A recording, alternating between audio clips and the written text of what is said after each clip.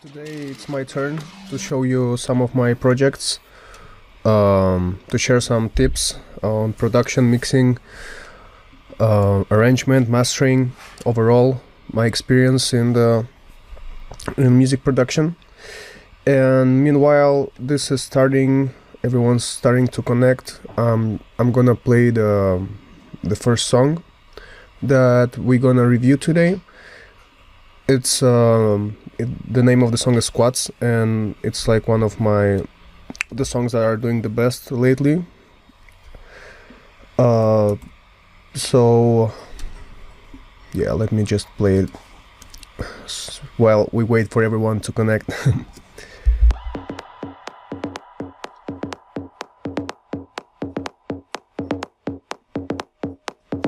Got my eye on you, girl.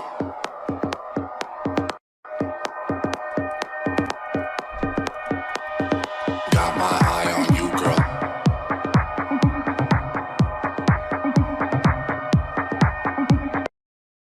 Eye on you, girl.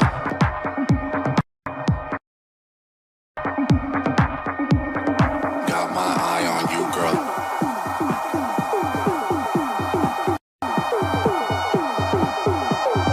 Got my eye on you, girl.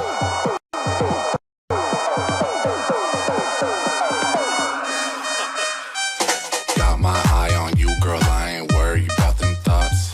Looking at that booty, I could tell you hit them squats. Yeah, she hitting squats. Yeah, she hitting squats. Got my eye on you, girl. I ain't worried about them thoughts. Looking at that booty, I could tell you hit them squats. Yeah, she hitting squats. Yeah, she hitting squats. She hitting squats. She hitting squats. She hitting squats. She hitting squats.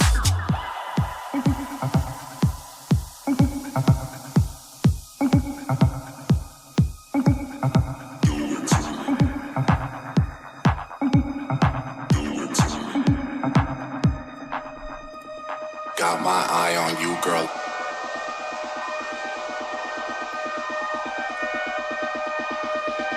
Got my eye on you, girl.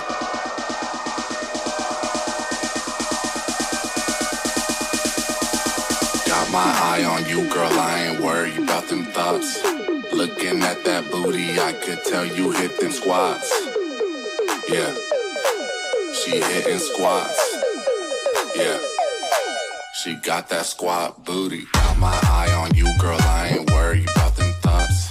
Looking at that booty, I could tell you hit them squats. Yeah, she hitting squats. Yeah, she hitting squats. Got my eye on you, girl. I ain't worried about them thoughts. Looking at that booty, I could tell you hit them squats. Yeah, she hitting squats. Yeah, she hitting squats. She hitting squats. She hitting squats. She hitting squats. She hitting squats.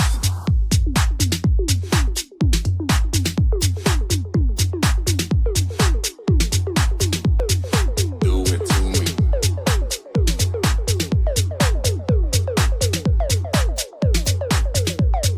Do it to me. Okay, guys. So this was the track that we're gonna review in first place, and let me introduce myself in case you guys don't know about me. My name is Slatin, and I've been producing music since I was a child for many years now. And through all these years in my career, I released in multiple labels such as Spinning Records, Ultra, Confession.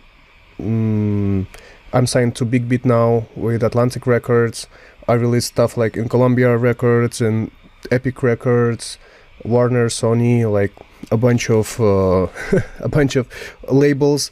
and I've been doing my like artistic project, my solo artistic project for the last 4 years.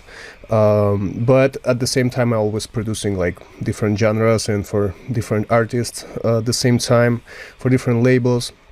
So I'm kind of doing a little bit of everything. And today I'm gonna show you two projects. One of them is Squats. This is a track that I released, I think, almost 2 years ago, or no, not that much. I think like a year ago. I'm not sure, I have to check. But recently, I always believed in this track, and recently it started to grow because it basically got into like the biggest Spotify workout playlists at the moment.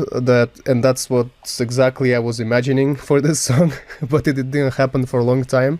So then I guess Austin Kramer discovered it, and he was like, okay, this fits in this playlists. So since it's a simple track and it's doing pretty well, I'm gonna explain like all about it, how it works. And then the second project is gonna be a track that is going to come out on Jaw's label by this in January, and it's much more complex than this one, so we'll have like a different options. So if you have any questions or whatever, hit me up in the chat. I'll get back to you. I'm gonna be reading. My Russian brothers over here saying hi. Привет всем. Jordan, Verdansk. Oh my god, man, I don't even play that much, and we just managed to appear on the same server with Jordan, so that was fun. But okay, let's dive into the actual production. But yeah, guys, anything you need, just hit me up in the chat. Okay, so let's start with the drums. Actually, I think I'll explain you where the idea came from for this track. So the main idea came from this modular stem here that you see. It's a recording because it was recorded from my modular synthesizer, and I was just playing around with some FM synthesis, like on 124 BPM, and then like I realized that I can make this envelope shorter, and by making it shorter, like the release time, I'm getting like a more percussion type of sound, and when I'm making it longer, I'm getting like this type of pad. So basically I was playing with that, and then I was like, oh nice, I like this melody, I like the line, the riff it's doing, and at the same time I love the evolution from the pad to the more percussive part. So let's listen to this. Here it starts like something more atmospheric.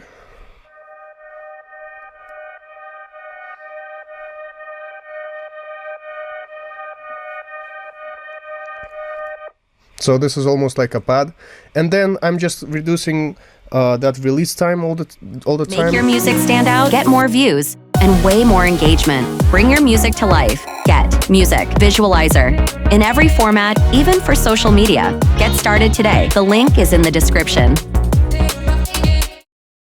All the time here.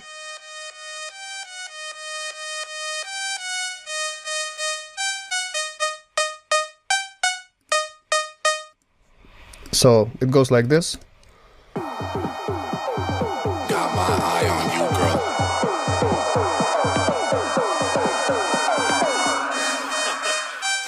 Got my eye on you, girl. I ain't worried about them thoughts.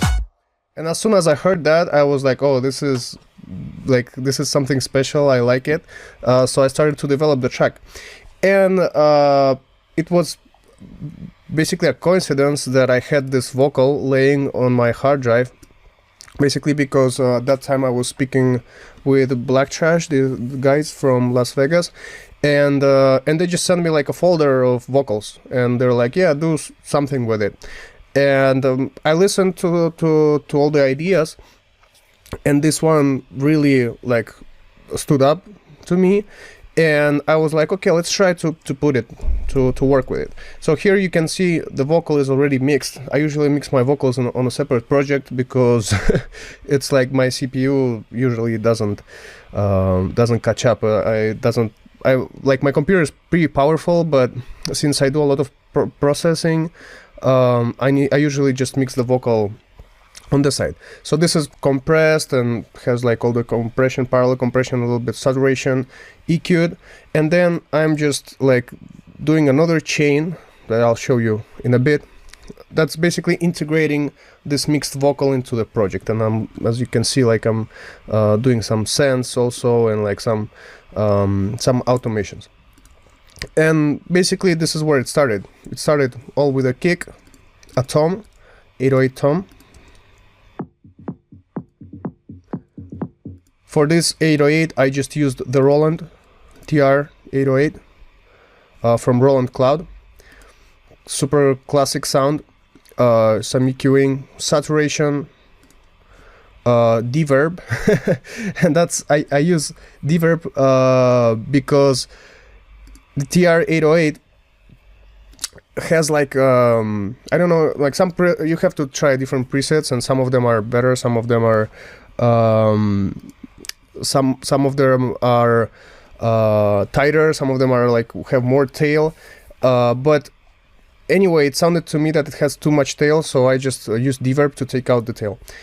Someone's asking me if I have the project where I processed the vocals originally. No, I don't have it, unfortunately. I was looking for it because I wanted to show you how I mixed that, but I didn't find it. So that's the recording I have. Continuing on the tom, R bass, I just automate it sometimes. R bass is like one of my favorite tools for sure, because in this case this track doesn't have a sub, as you can see. So basically what I'm doing is I'm adding sub with the R bass to the tom, so it sounds something like this.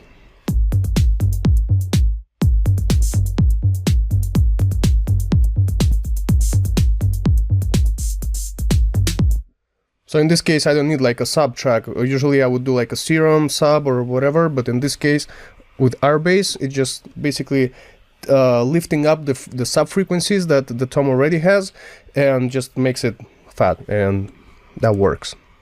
Then some filtering automation and a gate. And the gate I also like automated. So let's see what it's actually doing.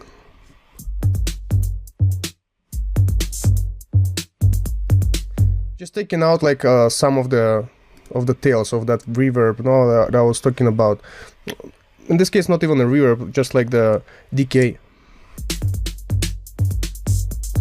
Okay, I'm gonna freeze this back, and this where it started. So kick tom from the 808.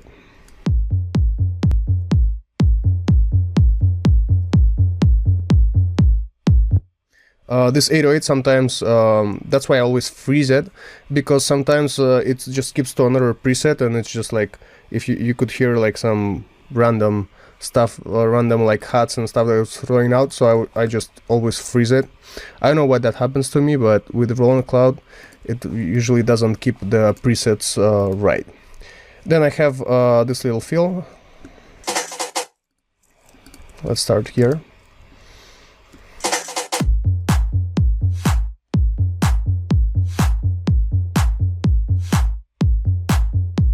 Super simple.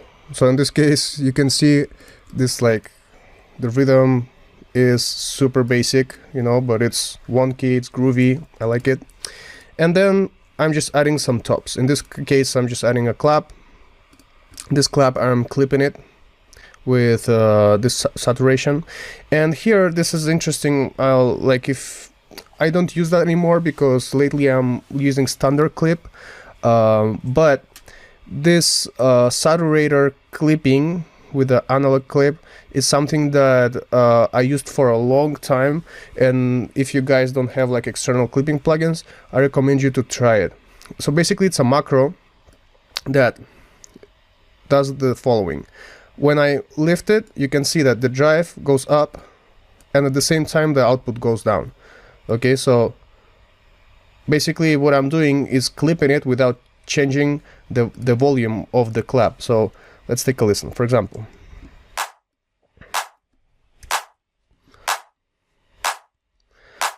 this is without clipping, and now let's start clipping it.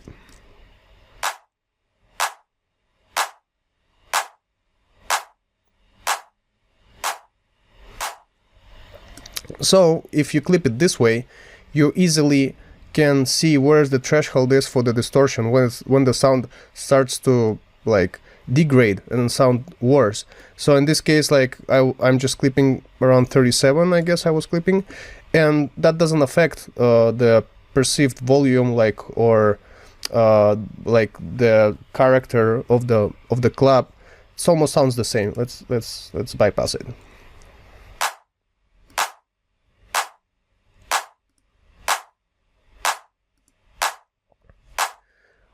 But at the same time, we're getting rid of like the peak, the attack, you know.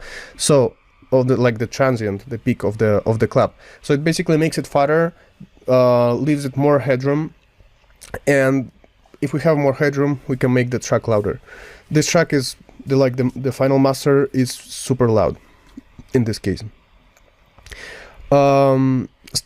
Does the standard clip have the same option like an auto gain or something? I don't think so. I don't think it has, or I'm just not aware of it. At least would be nice to have it, because this. But you, I mean, with Ableton, like the good thing about it is that you can do a macro with it. So in case you don't have it, you can do the same thing that I did here. So you just group it. You just have to then, I think let's try to do it here. So I'll show you how I did this, how I mapped it. It should be pretty simple. So in this case, if we put the gain up, we should put this output gain down. So input gain up, output gain down. Input gain map to macro 1. Okay, let's map it here so we can see. Starts at 0, then it goes all the way up, right? Yeah, it's a good point. But see, it's let's do it, for example, minimum 50. So it's like a little bit more, or just like, for example, starting at 80, yeah? So it starts at 0 and then goes 24 dBs up.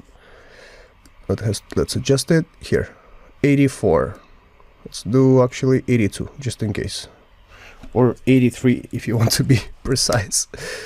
And then we have to map the output gain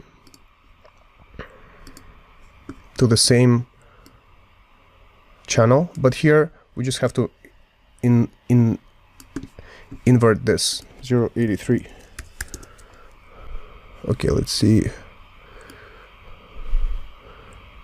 So basically here, this is the movement we want to achieve, you know? Like now I have to calibrate it because it's going too high or like too low. Let's for example, set it on 0 on both sides. Okay, and when we lift this macro up, see, input gain goes up, output gain goes down. So this is basically the same. And this is the threshold when it's gonna clip. So it's the same thing that I'm doing here. And then this, if you want, you can just save it like a standard clip with auto gain. So that's good things about Ableton, right? Okay, so let's continue. Then just EQing, nothing interesting over here. But like the interesting thing is the reverse clap, and this is pretty dope because that just adds extra groove. And in this case, you need it because there's so little elements to this track. It's super simple. So if I didn't put this reverse clap, it would sound really boring. Let's check.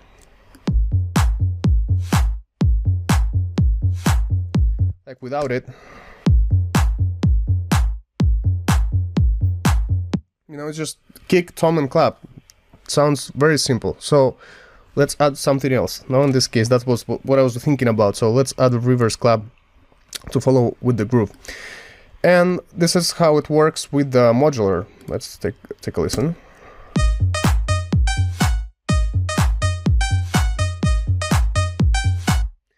Okay, so pretty simple. In this case, like I'm just the clap, I'm just clipping it, EQing it, then the reverse clap is the same, but just turned around and EQing it, so I don't have any mids or lows. Super simple. The next project is gonna be much more complicated, so I'm warning you. And here we're just starting to add some hats, extra hats to keep with the flow. Let's listen to this.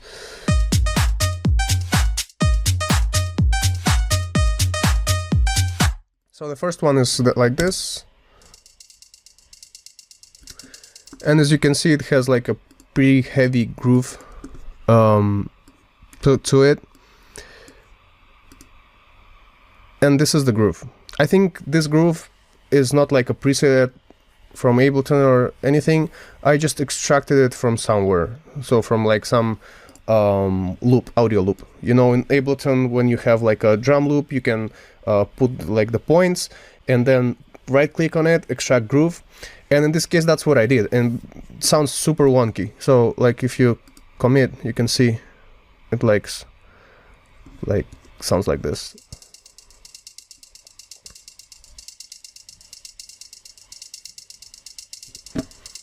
So yeah, it's pretty crazy all over the place, but in this case I liked it. I wanted like to give that, you know, the feeling of the song was wonky, so like I wanted to add that feeling also with the hi-hat, so it's like all over the place, you know. It's not a song to take it seriously, you know, it's just a funny song.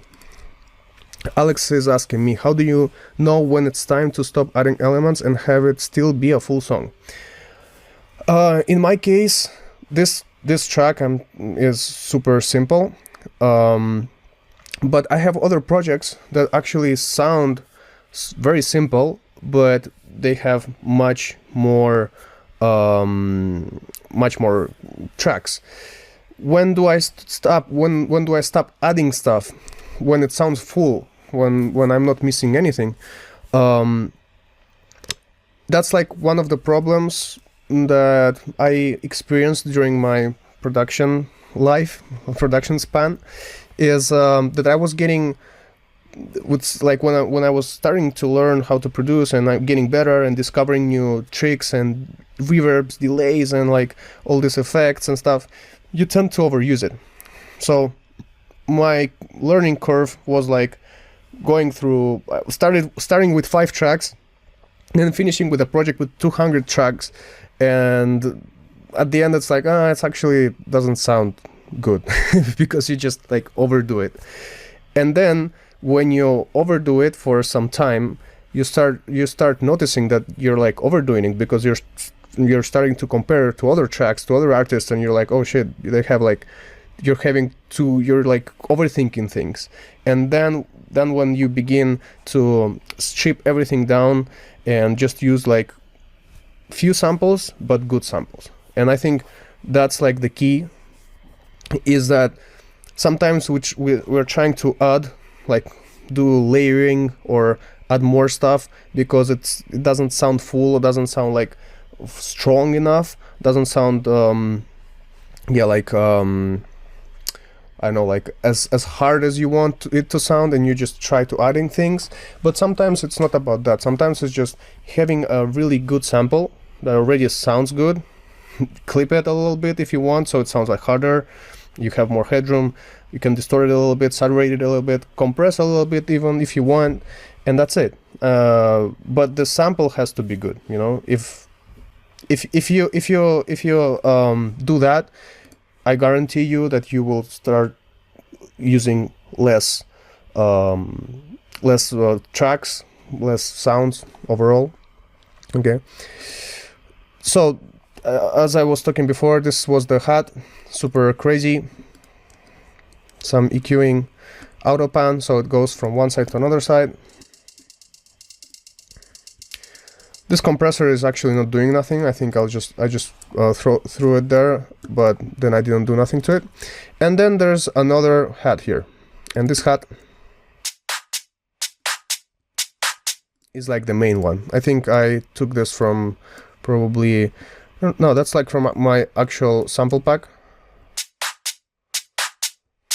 In case you didn't know, I have a Slatin modular house sample pack on Loop Masters with single makers that I released, and you can find the sounds there.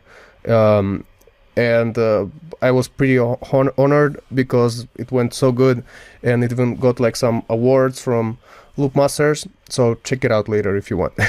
But basically here I'm just using this combo, and it's a hat and also an extra clap that merges pretty good with this 909 classic hat. And in this case I also automated Decimort, and a Decimort is basically a beat crusher, and sometimes I like to beat crush instead of filtering because it just adds it like a more broken, dirty character. So this is how it sounds when it's beat crushed.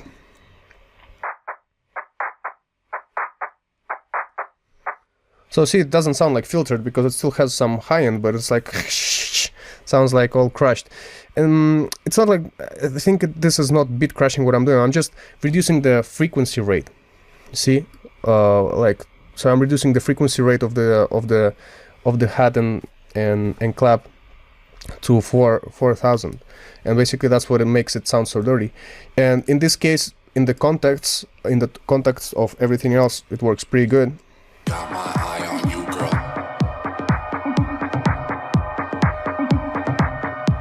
So here I'm basically just, making you feel the rhythm that it's gonna come on the drop, but without revealing all of it, right? With this like beat crushing and filtering and stuff.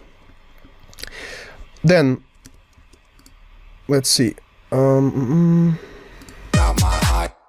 gonna go fast through this because, as you can see, there's like nothing complex in here. I'm also clipping this with the same saturator technique I showed you before. Also, if you want this to sound better, you have to select high quality here. See, as you can see, when I right click on the header, high quality is activated. That's basically oversampling, so you don't get like any sub frequencies from clipping a hat, for example, right? Then another thing that is pretty important in my production is reverb, and a lot of people ask me how I sound like that clean with so few like little elements, but at the same time it doesn't sound empty, so the track feels pretty full. It feels natural, right? Doesn't sound like forced.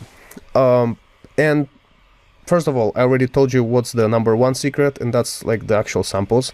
Leo is asking me, which samples do you use often? I mean, I download so many samples, and there's so many libraries that are good and another libraries are bad, so I can't even recommend like one sample company, because sometimes those, like, they release library that's amazing, and sometimes it's like it's not as good. For example, one of my favorite ones lately is Audio Tent. They're not doing like this kind of bass house or whatever house you want to call it. They're doing like more melodic techno, but all the sounds that they have, like the synths and the presets of Serum and stuff, sound so good. So that's, for example, one of the companies I can recommend. But overall, I'm just downloading a lot of different samples and then choosing like specific sounds from them. And also I have my own sample library.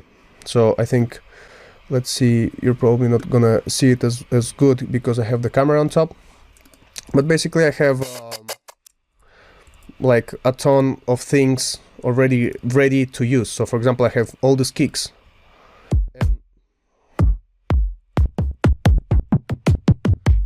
And all these hats. And all these sounds, I'm trying to use them as much as possible because they're my sounds. What do I mean by they are my sounds? I usually export them from my songs. So if I finish a track, I usually do like some layering or whatever with another sample, and then I export it, and that becomes my sample. Okay, so and see, that what makes your signature sound as well, because you're just reusing sounds that you already used in your old songs. So people at the end are like, oh, okay, like this sounds like Slatin. Why it sounds like Slatin? Even if like I'm doing different things, right? Different songs, different leads, different synths, because I'm reusing the same sounds, or at least I try to do it. So because those sounds are solid and they have like my personality and they blend into my sound perfectly. So that's about the samples. Yeah, so let's continue. I was talking about the reverb, and that's one of the other important things for my sound. So in this case, for example, as you can see, this hat clap pattern that I threw in here has a send to two different reverbs, a short one and a wide master. So the short reverb, in this case, for example, I use M Turbo Reverb from Melda Production, and I think I used this preset ambience dry wet 100% with a very short length, and this is how the reverb sounds, like the actual reverb.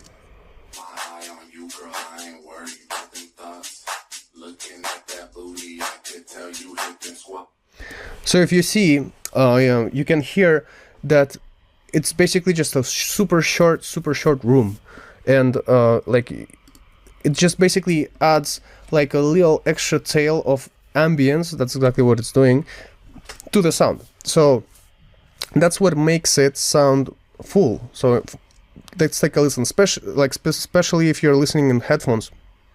You're gonna notice when I turn off the reverb by soloing these hats.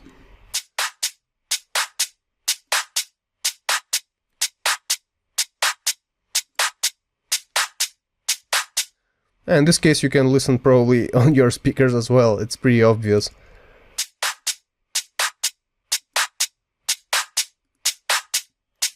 And this reverb is actually pretty long. What I usually do is make it even shorter. For example, this is perfect right now.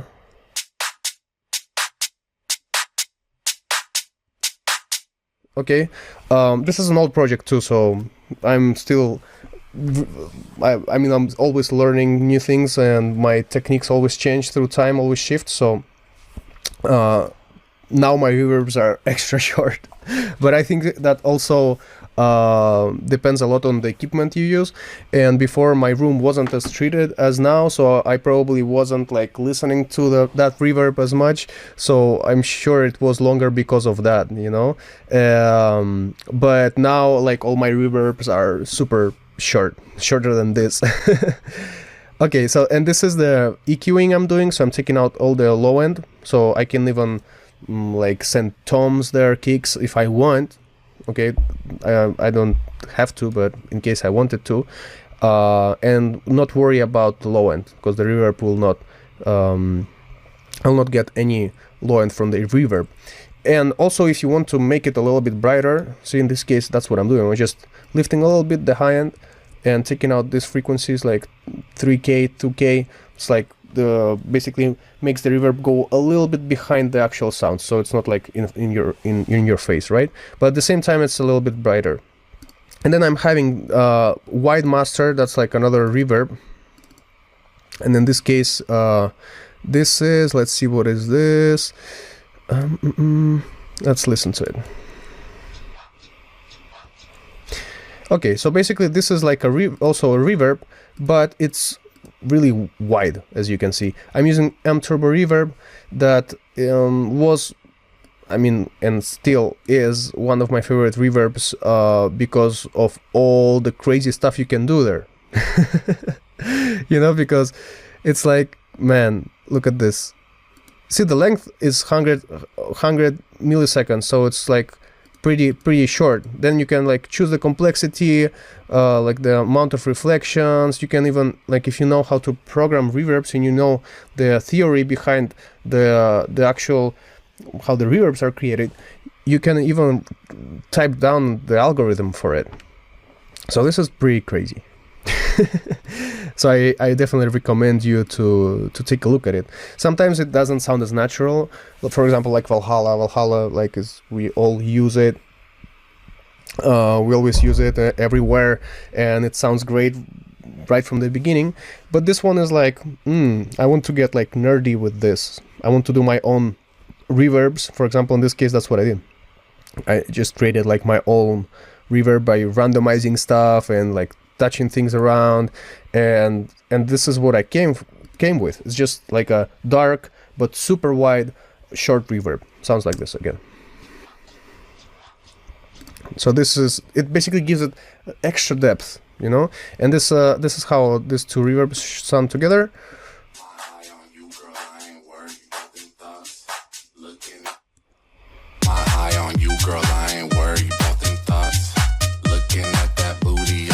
So let's see how it sounds without the reverbs, and see if you feel any difference. Got my eye on you, girl, I ain't worried about them thoughts. Looking at that booty, I could tell you hit them squats. Got my eye on you, girl, I ain't worried about them thoughts.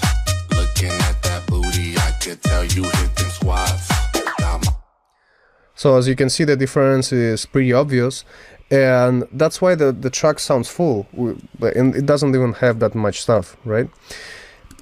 Yeah, so this is the reverb, and it's super important.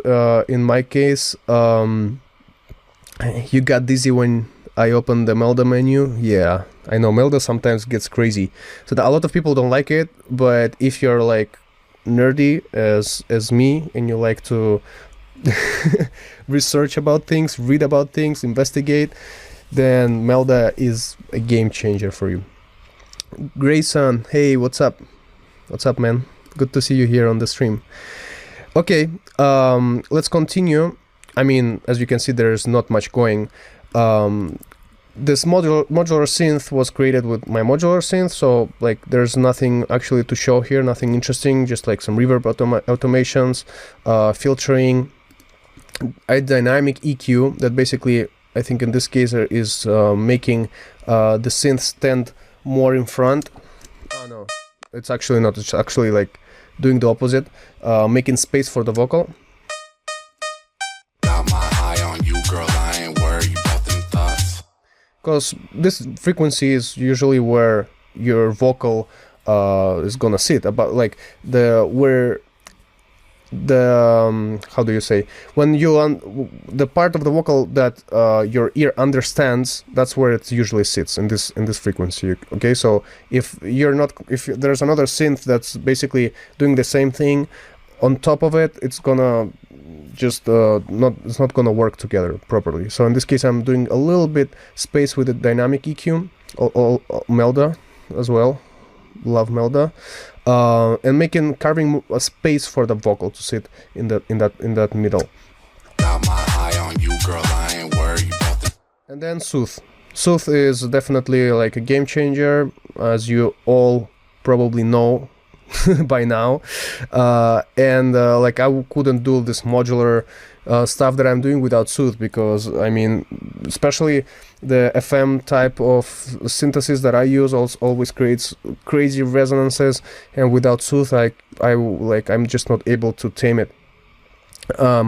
Here I'm using Sooth 2, but because I just replaced Sooth 1 that I had in the other project, and since I don't even have it installed now, I had to replace it so I could show you how this is made. Then let's continue to this second part that's probably a little bit more interesting in sound design, sound design wise. She hitting squats. She hitting squats. She hitting squats. She hitting squats. She hitting squats. Okay, so this sounds basically, let's start from the first one. The first one is just a sub square. So this is actually a preset from one of my good friends, Murikian. He is a really dope producer, so you can check out his music as well. And it's pretty simple. It's just a square filtered. And I think when he sent me this, he was like, man, I discovered this bass that it's like super dope. He sends me this preset, and I'm like, okay, yeah, looks pretty simple, but look, it works, right? In this case, it works. But obviously, like, it has some EQing and some processing. So this is how it sounds originally. It's just filtered, as you can see, filtered square. Then I'm using isotope trash to distort it. So this is the guy. Okay, some crashing stuff. And this is what it basically unfilters it, but in a different way, because, like, you know how the square wave sounds usually. So this is adding different character, different harmonics to it. Even if it's a lot, it's pretty aggressive. Okay, then I'm using Oxford Inflator from UAD, one of my favorite plugins for sure. And it acts as a clipper, and it also brings up some body, like weight to the sound. Because it has like much more body to it, right? But in this case, it's not even clipping. Then filtering, and here, so it like decays here a little bit. Okay, sounds like this. Then I take out a little bit of high end. I add R bass to, because at that point there's no sub, only the kick has some sub frequencies. So in this case, I am adding, like, I'm not adding, I'm just like lifting up the sub that the bass already has. And here it's clipping, it's like crazy, okay, but that's the sound I was going for. Like a super fat wow. And then there's Spectral Dynamics by Melda. This guy is actually pretty magical as well. And what I'm doing here, I'm sending the kick. If I think I'm sending the kick, let's double. I'm sending the kick to the sub. Yeah. So basically to carve space in this frequency, in 50 hertz, especially, because that's where the sub of the kick is. So basically what I'm doing is just, I'm doing a spectral sidechain. And so I'm not taking out these harmonics as much, I'm just focusing on a specific area. So you can see how it reacts. Right? Pretty good. So you can actually do this thing with Soothe too now, because it's pretty much doing the same thing. But this is also dope because you can change the attack, the release, peak hold, RMS length, like all this, you know, even like the mode, like through logarithmic, square, linear. If you like to be like super nerdy, I'm telling you again, Melda is your friend. And in this case, I'm just carving out space, doing a spectral sidechain instead of a regular sidechain, because regular sidechain would just also affect these frequencies, and I just wanted it like to blend perfectly. Yeah, so that's the first sound. Let me check the chat, because someone was asking some questions. I feel like I'm at the gym in West Hollywood listening to this track. Man, I mean, yes, that's exactly the vibe while doing this track. and I'm sure like they played it there because it's like on the main Spotify gym playlist. So I'm sure you could even hear it in the West Hollywood gym if it was open. Obviously now it's probably not, but okay, you always have this choppy, almost make your music stand out, get more views, and way more engagement. Bring your music to life. Get Music Visualizer in every format, even for social media. Get started today. The link is in the description. atonal glitches. How did it start? Was it a conscious decision to use those as part of your sound? That's a good question. I mean, I'm always, my music, like since I remember myself, I always wanted to do something special. I didn't want to like do the same thing all over and over, and that's why it's also a problem for my project in some way, because I don't fit in many places, and sometimes it's really hard to me like to sign music, for example, and stuff like this. And how did I come up with this choppy tonal glitches and stuff? Lately, what I'm using for that is my modular synth. I have a modular synth. If you go to my Instagram, you can actually see the synths I have. I'll just leave you here my my Instagram. It's at Slatin Eyes. Slatin Eyes. Yeah. So and it became part of my sound. I mean, those atonal glitches and modular sounds that I do, they're not, at least when I started to do it, now it's kind of getting more popular. They were not as popular, so I was like, oh yeah, this is something different. I love sound design. Sound design is like my passion, and that's why I'm doing the music for. It's not like, lately I'm also integrating some melodies and trying to do it a little bit more listener friendly, but all these years I was just trying to do the weirdest sounds, but at the same time like keep it housey, you know. So that was like my goal. So at the end, what I'm doing now, I call it modular house for a reason, because like a lot of sounds that I was creating are built with the modular synths.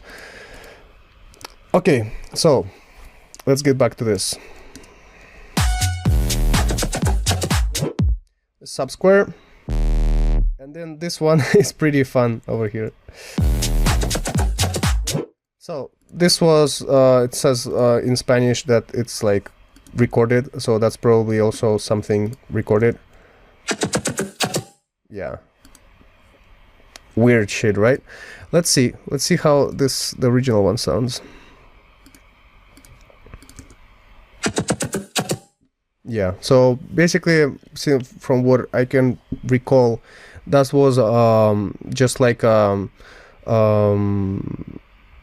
like a modular something, like a percussion, and then I run it through like some flanger or something like that. So basic processing, just keeping the low end mids tight. Okay, this is always trying to update. Isotope, trash, just to heat it up a little bit. Little distortion, EQ, nothing special. Crackle to take out like the imperfections of the recording from the modular. Sometimes it just sounds more analog and has like weird crackles and things. Dynamic EQ to control like the problematic frequencies. This had like too much attack in this case, like too much presence, so I took it out. Filtering, just basic filtering. Okay, pretty easy. And then what I did here is adding a swirl, and this I took from just like a, it was like a library for game sound design library. Sounds like this.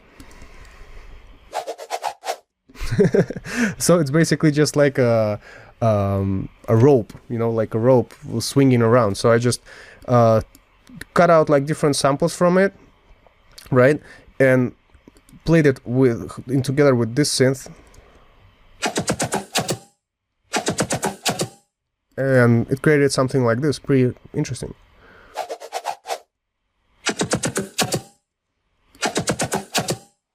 And then disco toms. Everyone loves disco toms, right? I call it disco toms, but it's just like toms lasered out.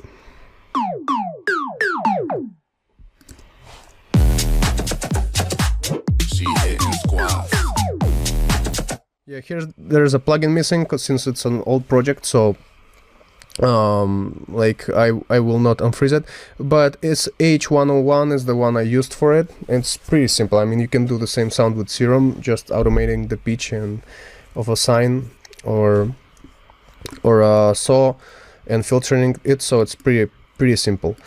So yeah, this is like the what I did for the synths. And then the synths group has an LS channel, just to give it like a little vibe, but it's nothing like crazy. Okay, that modular house video you posted is fire, bro. Thanks, man. Thanks. What are your favorite modular racks? Interesting. So one of my favorites for sure is Voltage Block. Voltage Block is like a big piece like this, and it's basically it's like it serves you as an automation tool in modular, so you can like actually record automation. So I love that one a lot. Then Akemi's Taiko is one of my favorite FM voices. It's basically DX7 Yamaha DX7 chip, but they just like played with it and did a whole new circuit that basically does just percussion sounds. So for me, that's like definitely one of my favorites as well. More questions. What's like working with Tommy Sunshine? Great. I mean, Tommy was like one of the first people that actually discovered me and like the stuff that I do long time ago. It's gonna be like almost 7-8 years ago, and he was like the first one that was interested like in the music we were doing at that point, and contacted us and was always very kind and gave a lot of opportunities to me personally with remixes, a lot of works and stuff. So working with Tommy is always a pleasure. Do you do modular sound design sessions before you make a track and save the sounds? Yes, and that's also very important, because especially what happens to me, and that's what I've realized, and I'm sure it happens to many other guys in here, is that when you're working on a track and you're trying to create a sound, sometimes you get stuck and you're like, okay, this sound, you just wasted an hour making a sound, and you're like feeling stuck. This is not working. The sound doesn't fit here, and that happens to me all the time, because it's like, okay, I have something in mind, but sometimes I don't know how to get there, or sometimes like what I had in mind, I make it, but it's not as good as I thought in my imagination. So what I'm doing lately is dividing the sound design sessions and the producing, like actually doing the track sessions. Okay, so for example, if one evening I'm not in mood to mix a song, produce a song, I just like, okay, I'm just going to play around with sounds, see what comes up, and then I save that. So in this case, I'll show you an example like of my loops. For example, like on this quarantine, I worked on some percussion loops from my modular. As you can see here, there's like a list of 62 loops. So this is how it sounds.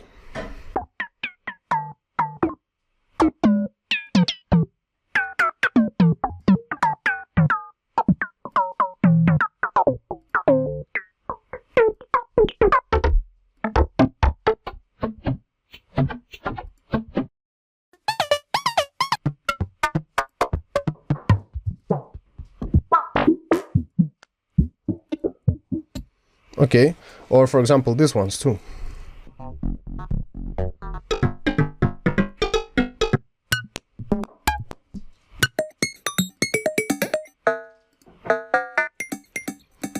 So as you can see, it's all like super weird sounds, and that's like what I love. Metallic, kind of like weird in harmonic sometimes sounds, and yeah, so that's what I do. And then when I'm doing a song, I'm just created like the drums, for example. I create the drums, and then I'm just trying to put those sounds on top of the drums and see what works. And sometimes I just like cut little pieces of those loops and yeah, just like, you know, position them in different places and see what I can, you know, what what comes up. So just like improvise with those sounds. But if I had to like create those sounds while I'm doing the track, that's probably like my inspiration probably would fly away pretty quick, because usually this sounds like Miko is asking me, did you tune those modular perks you made? No, it's not tuned. So that's the main problem also. That's like the modular, to tune it is it's a little bit tricky, you know, especially if you want to do this like metallic weird kind of sounds. So all those are not tuned, and they're not even on a chromatic scale, because the modular synthesizer doesn't have, like in my case, doesn't have a quantizer. So all the stuff you're listening could be like in a F sharp half, like, you know, between F sharp and G in the middle. So it's not even like a chromatic scale. So it's pretty hard, right, to find something that works right away, or to create it. So in this case, that's what I'm doing. I'm just doing a lot of loops, and then I try and see what works good. So for example, like, I'll show you an example. I have these drums, right? Imagine I just came up with those drums, and then I'll just have to drag loops on top. And then this usually gives me some idea, you know, what to do.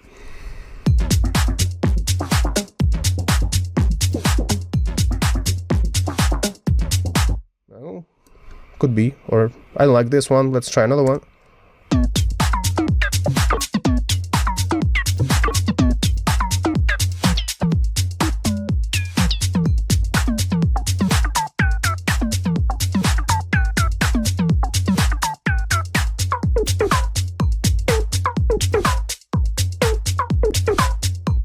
See, so I just put it on top and see what works, and if something inspires me, then I'll tune that.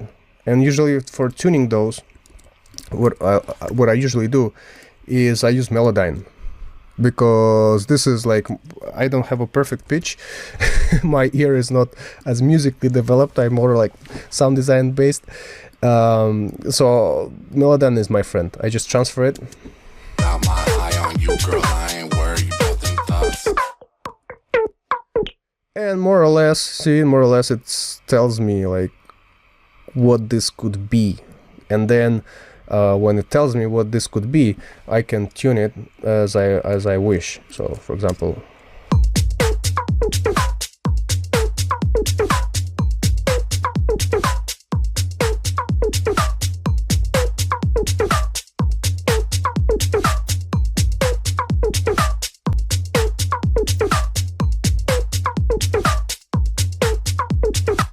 you know, so I can tune like my modular with Melodyne. So that's like what I'm usually doing in this case. Okay guys, so this is the first project. There's not much like interesting stuff happening. As you see, it's pretty simple.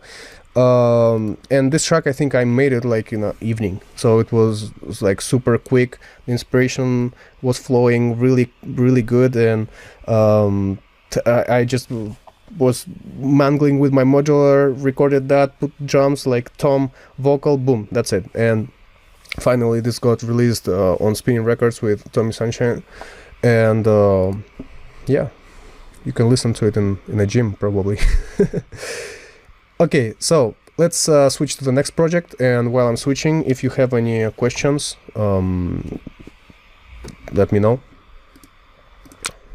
So the second project is basically a track that I didn't do that long time ago, and it's like in that time when I was producing this track, I was listening to a lot of drum and bass, and I love drum and bass, and I was listening like to a lot of Phase tracks, to Mev Juice tracks, like some Noisia, and all these things.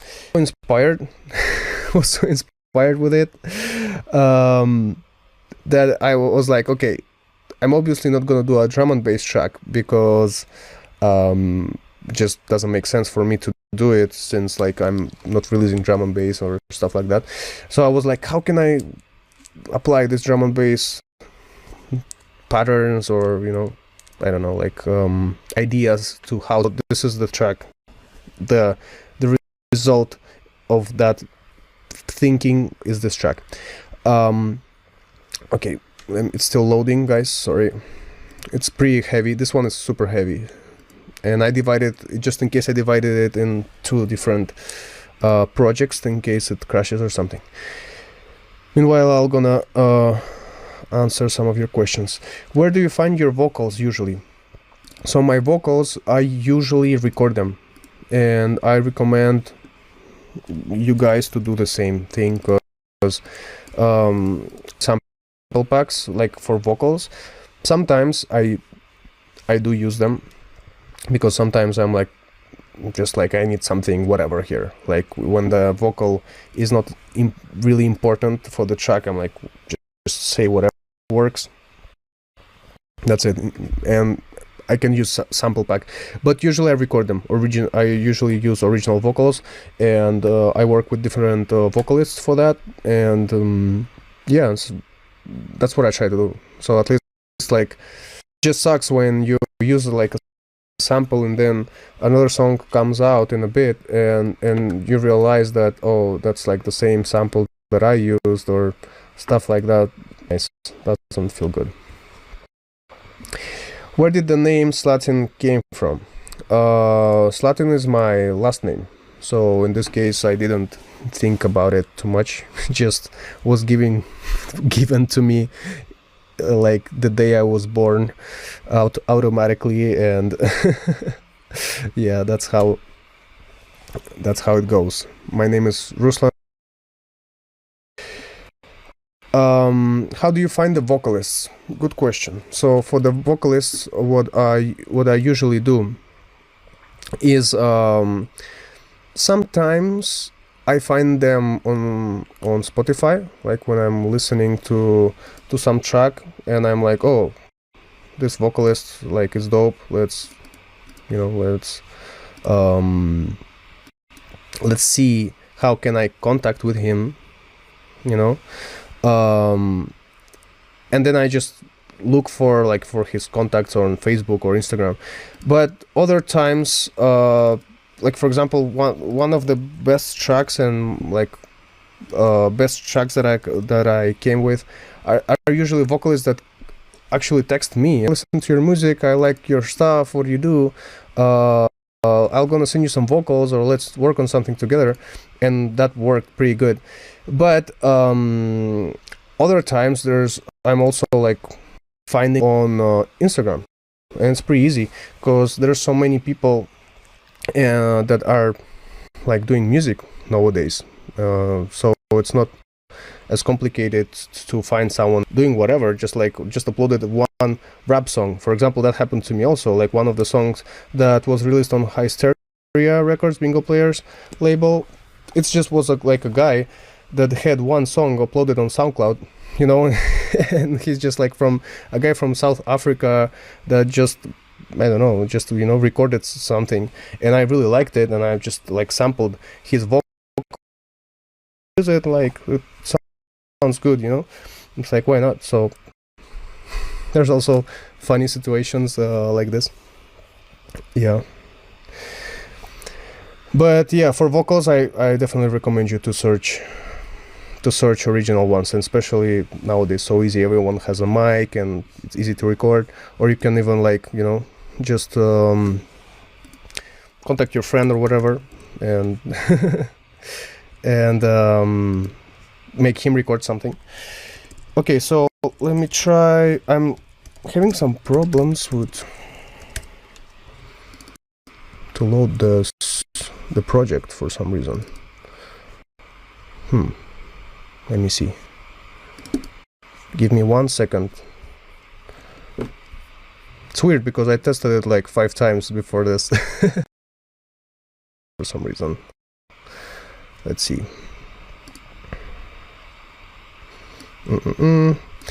Meanwhile, I think I can play you my the actual track, so you can hear what I'm talking about. So this is I'm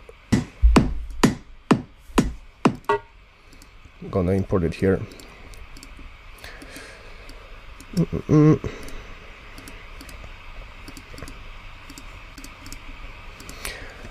Do you ever produce any other genres besides house for fun or anything? Yes, I'm constantly producing other genres because I'm working a lot here in Spain. I'm also signed to Sony Music, and on the publishing side, and I'm always like producing pop stuff, rap stuff, trap stuff, reggaeton, like all kind of music. And I always been like producing different stuff on the side. And my main income and my main profession, you could say, is mixing and mastering. So I'm doing a ton of mixings and masterings every day. I have at least 2-3 tracks to work on.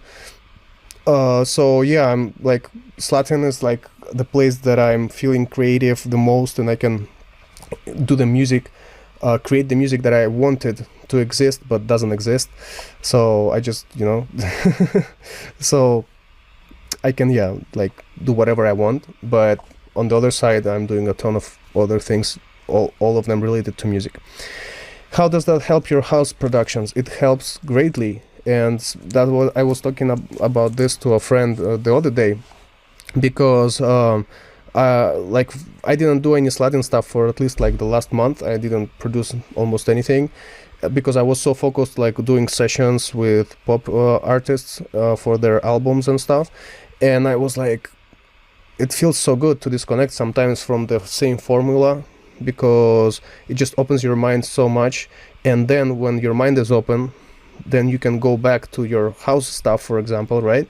And just like, create in completely different ways, or start the track completely differently, or like different ideas come to you, different melodies, different structures, like, everything. So if you like, I always recommend people to try produce different things at the same time, because that just opens your mind and your creativity a lot. So yeah. Anyway, this is the track I was trying to open. Let's listen to it.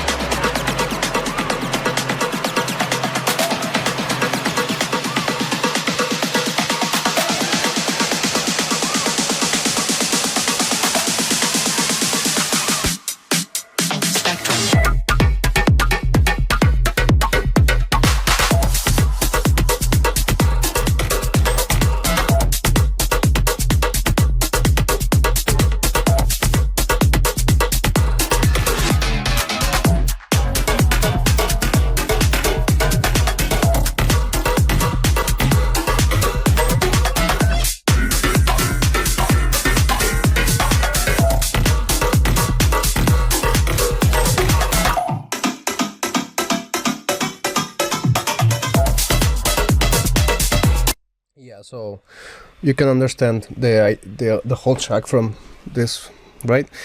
So yeah, this is was the one that I was inspired by the drum and bass a lot, and I wanted like to integrate it into my house productions. And for some reason, like the whole project is crashing for me, but I saved this part on the side, and I'm gonna try to explain this part first. That's like the most important, like the actual main lead that you're hearing, and then try to load it again. Okay, see if like so we can see like more the drums and stuff. But let's begin here. So as you can see, this processing is a little bit crazy. And this is like, this group is the main modular sound. I call it modular because the actual like source was from the modular. But then the whole track, like you like can hear a lot of like different metallic sounds, right? Like different switching all the time. But it's actually one sound. It's just like how I process it. So that's why it's pretty complex, but at the same time pretty interesting to see. So this is how it sounds.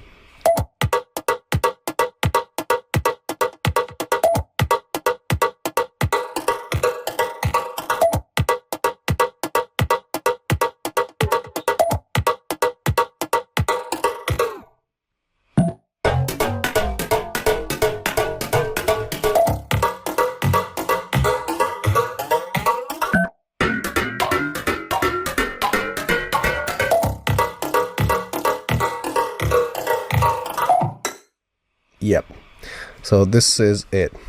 Okay, let's see what do we have here. Okay, so this is the first, see, audios, this is just recordings from my modular, some like percussion. I'm gonna unfreeze this so you can hear the source, like the actual source. I'm gonna take this processing out. This is the first modular I recorded.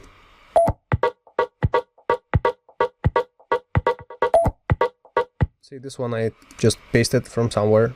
It was in different position. I just pasted, so just created the loop I like. And also, an interesting thing, this is polyrhythmic. So if you can see, it's like it's not the same. It just like develops through some bars and then like repeats again. So this is a polyrhythm actually.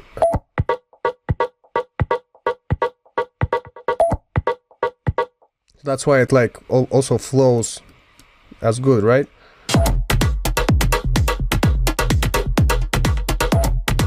Because it's like always carrying you, like the groove is always carrying you forward. Okay, so this is the first track. Then I'm filtering it using a little doubler to make it wider because it's just a mono recording. Then a little bit of a bit warmer. It's one of my favorite saturator presets. Like a little RMS compression, multiband compression. Just gives it like a little bit extra body. And then I'm doing something interesting here, is I'm doing a layering, not layering, a parallel processing, sorry. This would be the dry, and this is the vocoder. And this vocoder comes from an external source that is this track. And this track sounds like this. So that's like another modular that I recorded, okay, with the same MIDI, probably with the same riff, but sounding different.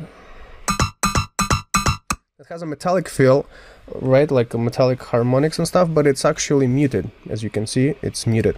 So what I'm doing is I'm processing this sound in parallel, with audio effect rack in parallel, with a vocoder. So this sounds like this. Because basically it's a mix, right, between the original one and this metallic one that are blending together and creating like another layer, like interesting layer to it, because this is the original one. And this is the parallel. So together they sound like this.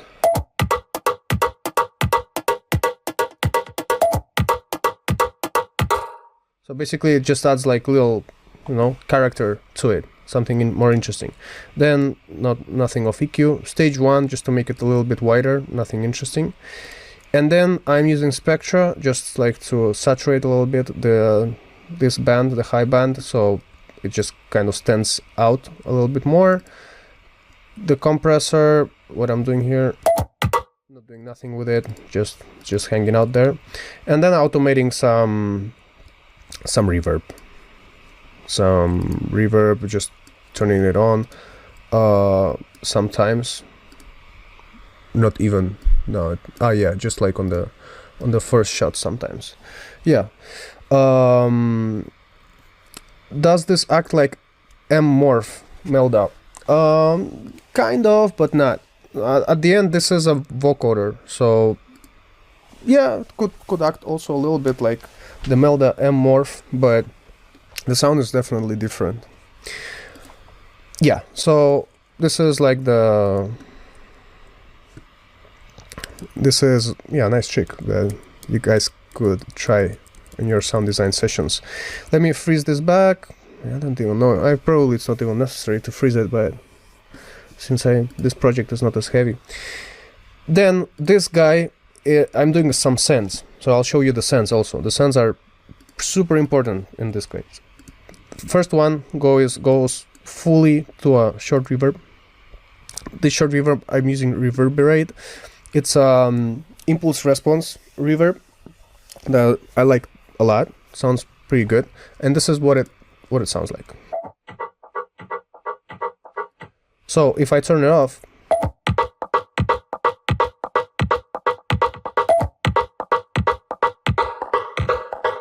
it's pretty subtle, but if you're on headphones, you'll probably hear that, like, you're just, losing that room. Then we have short reverb, that another short reverb that in this case is M Turbo Reverb. I use this preset small room. Sounds like this. See, it's like warmer, and it's basically like in this. If this is like, if it has several dimensions, like the track, this is like far away. This one is like closer, and this one is further. So this is like also one of a lot of questions that you usually get, like, how do you make the track sound 3D? So this is one of the tricks to do it. You need reverbs that sound like on different dimensions. So this one sounds closer, this one sounds further, so you can like create 3D sound from one single sound, and it sounds like real natural, right? Then I'm sending it to another reverb that it's this one, also IR, so it's basically an impulse response. And in this case I'm using Altiverb, also really good IR impulse response reverb, and I'm just using like a helicopter recording, like passenger cabin of helicopter. Okay, sound like this. Yeah, so this is like the main sound, and it's the one that has like this sense to the reverbs. Then we have extra layers. Let's unfreeze this one. This one is an extra one. And this one is pretty subtle, as you can see, but it just adds like this metallic ringing, a little bit of, attacky sounds, using neutron to take out the actual attack, so it just like sounds like a layer, like a character of the track. Then I use spectra as well to lift up a little bit the high frequencies, and to glue these two layers together, since this is a layering and you can hear them together here, I used a white noise, and it sounds like this.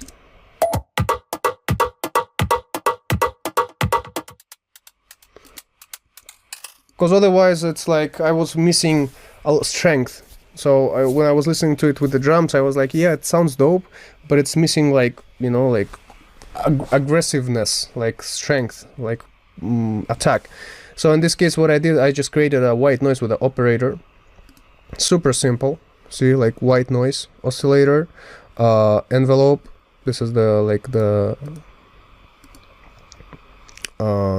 sound envelope, short attack, short decay, and basically just like little stubs, percussive stubs of white noise. And that's what glues together these two layers and makes it sound big.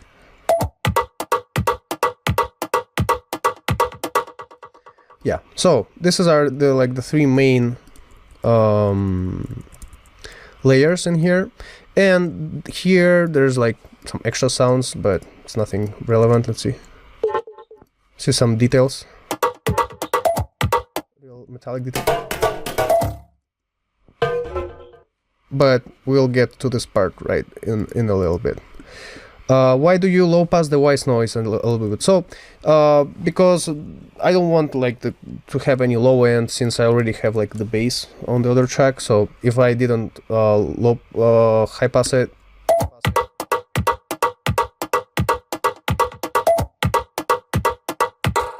so as you can see, like sound wise it's not really affecting much. You can't hear much difference from here to here, you know, so it sounds good.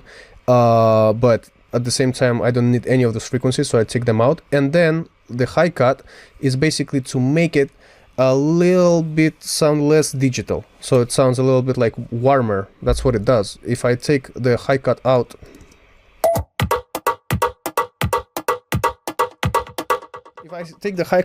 it sounds almost like a hi-hat.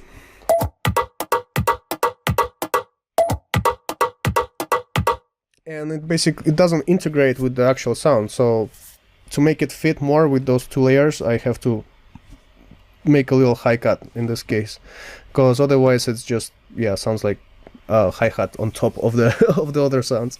It doesn't sound like part of the actual sound. Okay, so I'm gonna deactivate the whole chain here, and I'm gonna show you step by step what's happening.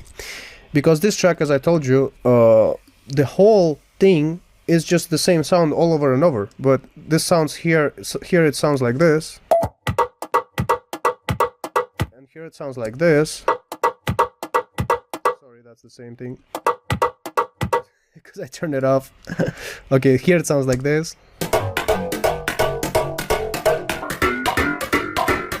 Here it sounds like this. Here it sounds like this, and it's pretty much the same thing all over and over. What changes is the processing. So let's review what did we do to make those weird sounds with the processing. This is without the chain.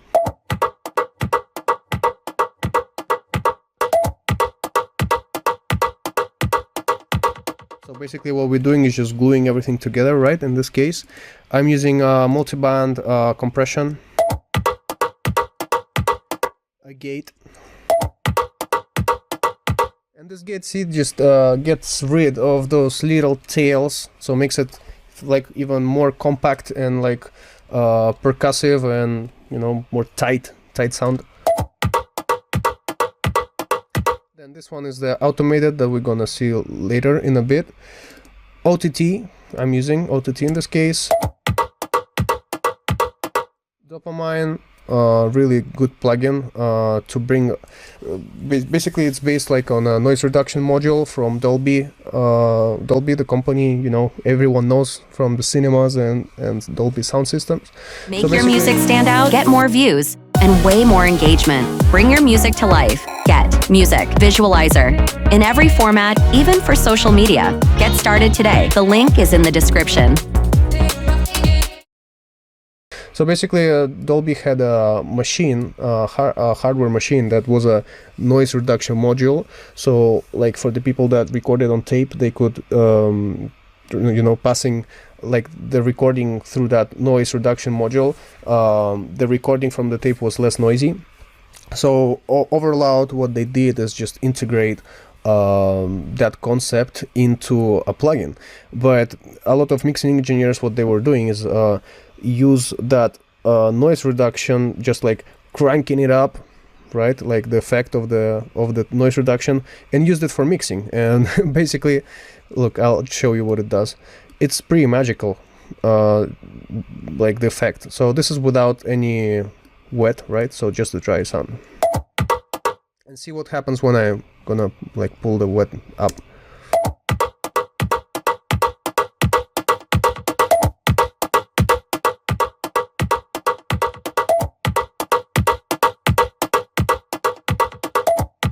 So it basically just makes the sound bigger. It sounds like even like saturation, right?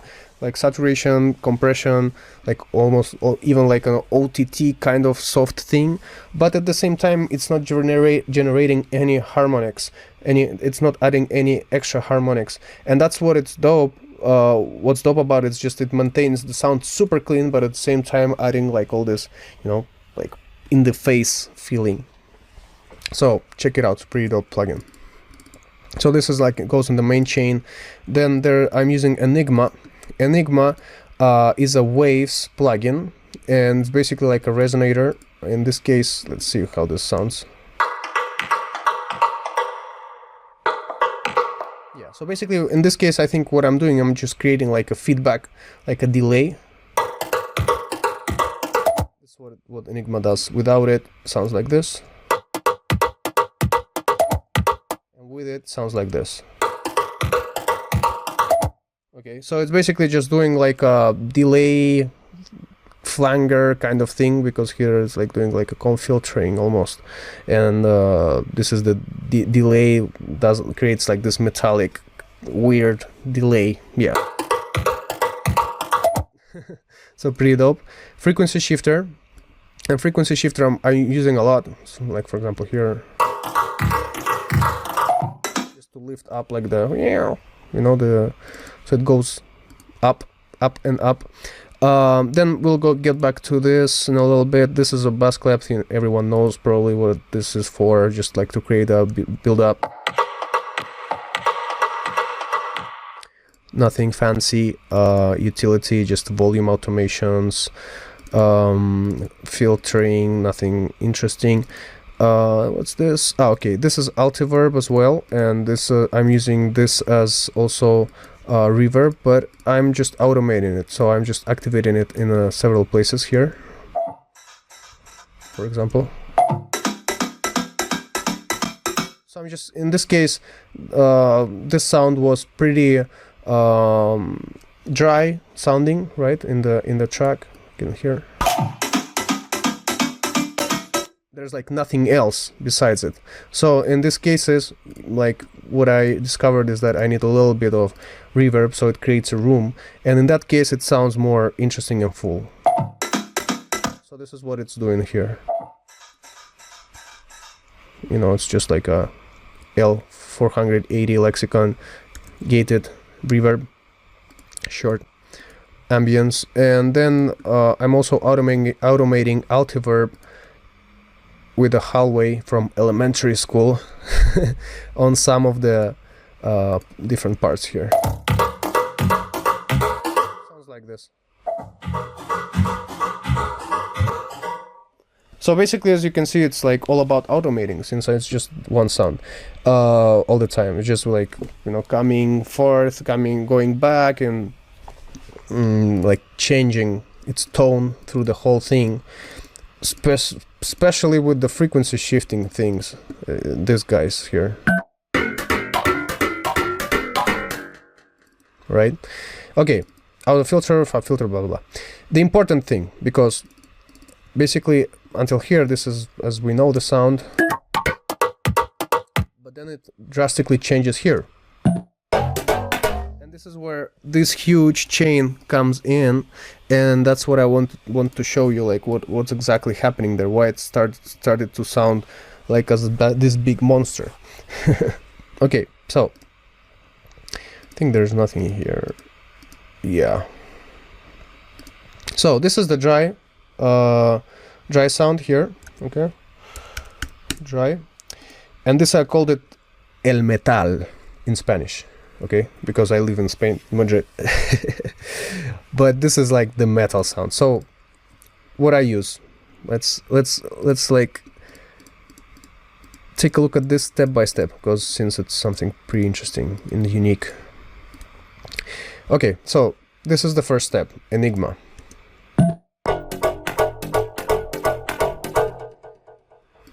And frequency shifter. And also, why is it sounding metallic? Because I have frequency shifter, and I also have Valhalla space modulator that has Slatin metal, my preset that I use to create like metallic sounds. Okay, so Enigma with like this metallic flanger, how do you call it? Frequency shifting Enigma. See, Enigma creates that tail, that metallic tail, and the other frequency shifter and the Valhalla modulator create like all this metallic quality to it on top of this tail that it already creates.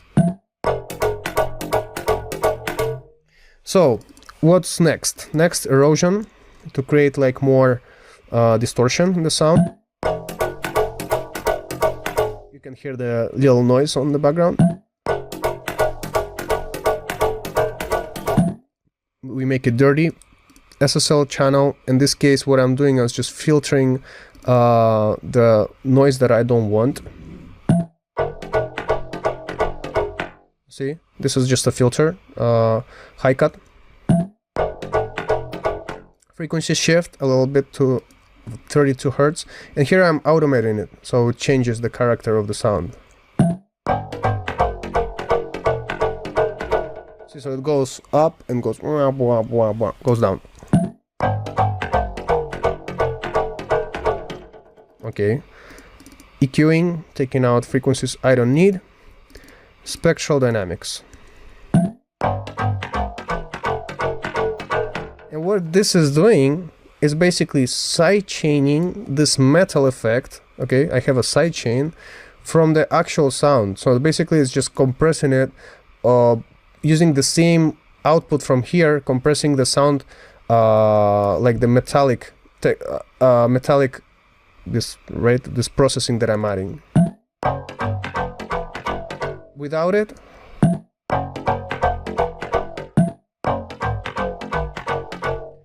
it's a spectral compressor, so it just compresses, like, you know, the more harmonics you have, more it kind of pushes it down.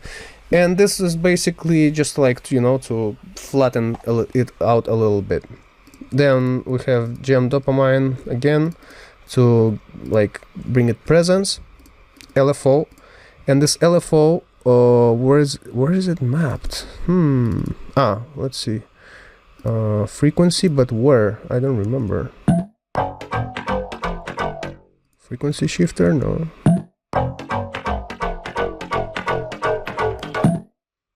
Interesting. Here? Okay, yeah. It's mapped to the erosion frequency.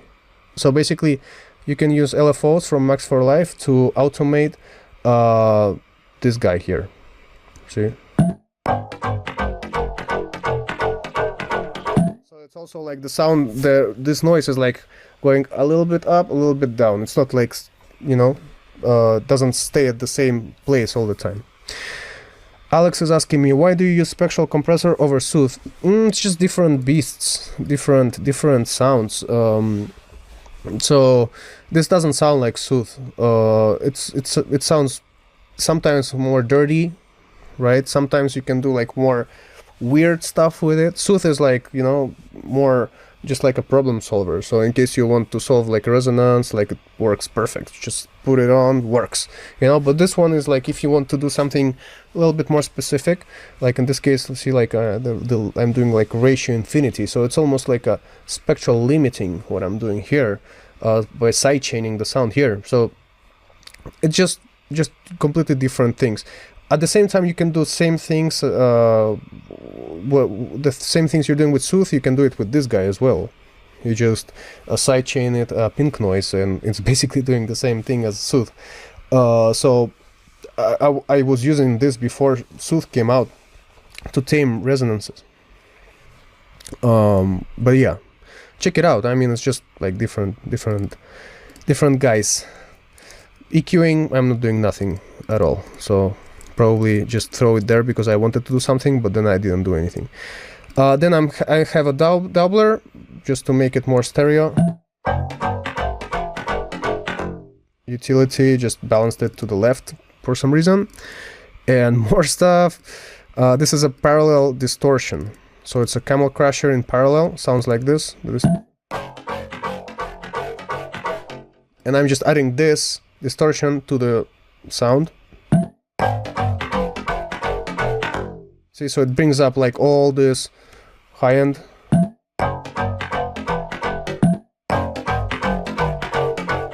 meta flanger, basically just to give it more movement. It's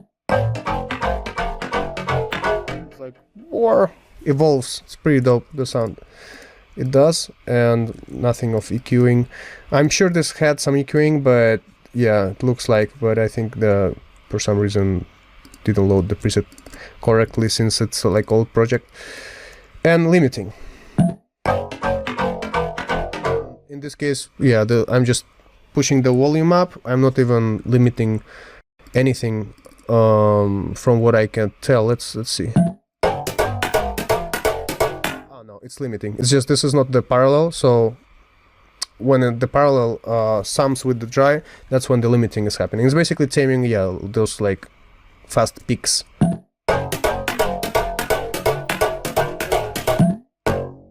Yeah, so it just makes it less crazy overall. Yeah, and that's it. I mean, this is like the metallic block, you know, the metallic part of the sound. And then I'm just playing a lot with the frequency shifting. So for example, see, I automate different frequency shifters, and when I do that, like by doing that, it, you know, it just sounds different each time. Here it goes as low as here is different.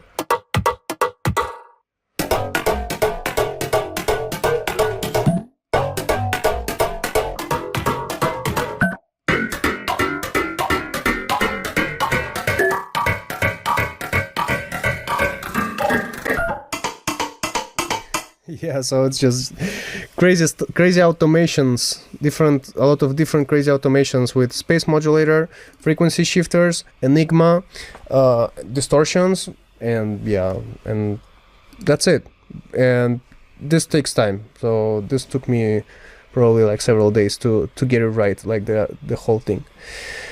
Another question: I'm not very familiar with modular synths. Can you recommend a VST that might be able to achieve similar sounds to your physical modular synth, or one that might be good for someone new to the concept to learn with?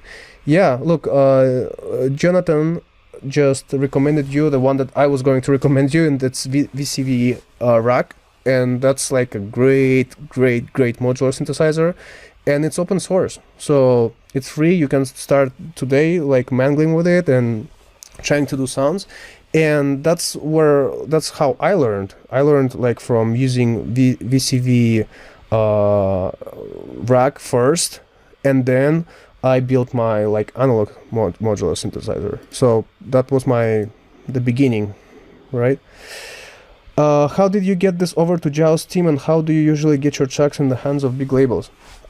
Good question. So in this case, I just had, I think Jaws, since what I remember, he played some of my tracks in some festivals and stuff, and I just wrote him and I told him, yo man, thanks like for the support. Can I get an email to send you some tracks for the label? He gave me the email, and I just sent some tracks, and that's how it happened. So don't like, if you want to release somewhere, and it's especially like a artist label, just text him, and especially like if he played some of your track, for example. Same happened to me like when like I got like the first release on Confession, that I was in another band, but that time it was like the second track that Confession ever released. What we did, and at that time we just texted Chami, and because he played one of our tracks on his set, and then we texted him, he followed us on Twitter, and we were like, hey man, like here's a track for your label, you know, like take a listen to it, what do you think? And he's like, yeah, we're gonna sign this right over. And I think the first track was Angels, Hey Girl, and the second one was ours. Same happened here with JAWS. We just texted him. In this case, I just told him thanks for support, and if he can give me like a promo email for the label and stuff, and that's how it worked. And how do you get tracks in the hands of big labels? At this point, like a lot of help comes also from my management. There's a lot of contacts that I collected through years, and I've released multiple labels, so I have their contacts. Because like, where did you get them? For example, where did you get like these emails and these contacts? the best, I think the best thing is from conferences. So for example, ADE in Amsterdam, like you can go there, you can get so many contacts, or a winter music conference in the USA. I think that's where like you get the most contacts, at least for me, that I live in Europe. I know that over there in California it's also much easier because you have like a lot of more gigs happening, and you can, right, probably like even meet some people on the street. That happens all the time, or in studios, or through other friends and producers. Just don't be afraid like to get in touch and to ask, for email or contact, and you never know what can happen from there. And especially if they played some of your track or whatever, that's already a great presentation letter, that helps you. Yeah, guys. So I think that's the time, right? I think we're finishing already. So if you have any more questions, let me know. Another VST, as Maiko said, is Block from Native. It's pretty good. I worked with it for a bit, but I'm not using it lately. I think it's a little bit slow to work with, so it's not one of my favorites.